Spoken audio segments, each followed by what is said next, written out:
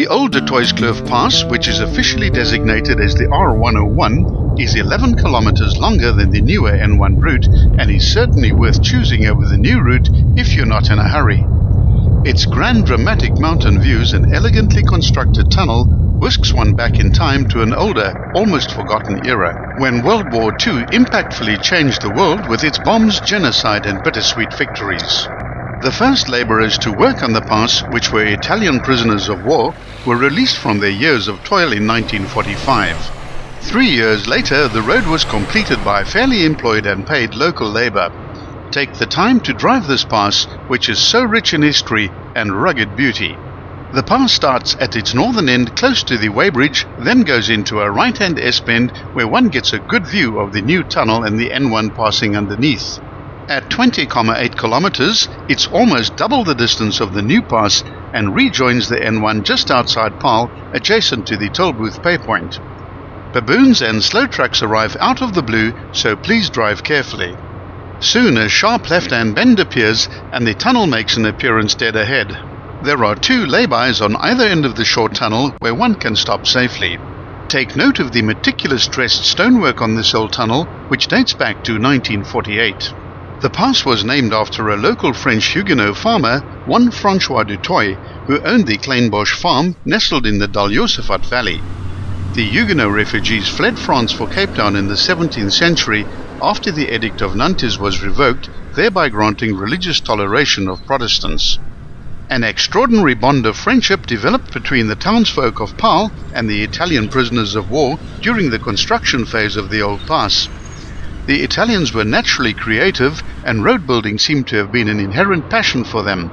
They set about their task with trademark Italian enthusiasm and produced a wonderfully engineered road that has proudly stood the test of time. To celebrate the end of the war and exemplifying their unshakable faith, they erected a large aluminium cross and, in a monumental example of human endurance, carted the cross's components all the way to the very top of the highest peak known as Huguenot Top, where it was finally assembled and erected, where it still stands testimony to this day, like a faithful old guard over the vineyard-quilted lands of the Boerland. The roads authorities have created many safe laybys and picnic spots all along the length of this pass. Lying at the foot of the pass is the Boerland town of Paarl, which in Afrikaans is derived from parel, meaning pearl in Dutch. It is the 3rd oldest town and European settlement in South Africa, after Cape Town and Stellenbosch, and is the largest town in the Cape Winelands. Due to the growth of the Mbekweni township, it's now a de facto urban unit with Wellington, and is renowned for its haunting scenic beauty and deep viticulture and fruit-growing heritage. Paarl is the seat of the Drakenstein local municipality, and although not part of the Cape Town metropolitan area, it falls within its economic catchment. Paarl is unusual in South Africa in that the name of the place is pronounced differently in English and Afrikaans. The town gained international attention when on the 11th of February 1990, Nelson Mandela walked out of the Victor Verster Correctional Centre, now known as the Drakenstein Correctional Centre, in Paarl, ending 27 years of imprisonment and beginning the march to South Africa's post-apartheid era and multiracial elections. Mandela spent 3 years in prison here, living in a private house within the walls. Today, a bronze statue of Mandela stands outside the prison. The district is particularly well known for its Pearl Mountain or Paarl Rock. This huge granite rock is formed by 3 rounded outcrops that make up Paarl Mountain and has been compared in majesty to Uluru, formerly known as Ayers Rock in Australia. Keep a lookout for large troops of baboons along the pass, and particularly along the higher reaches.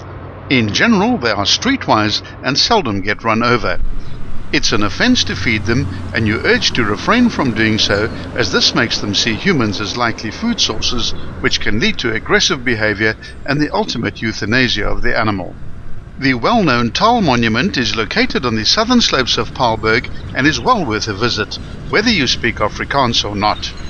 A short modern tarred pass, called the Taal Monument Pass, provides quick and convenient access to the grounds, and a lovely mountain road, which is gravel, known as the Jan Phillips Mountain Road, takes one from the Taal Monument northwards to the Paarl Nature Reserve, which encompasses the 3 large dams and most of the top of the Paarlberg.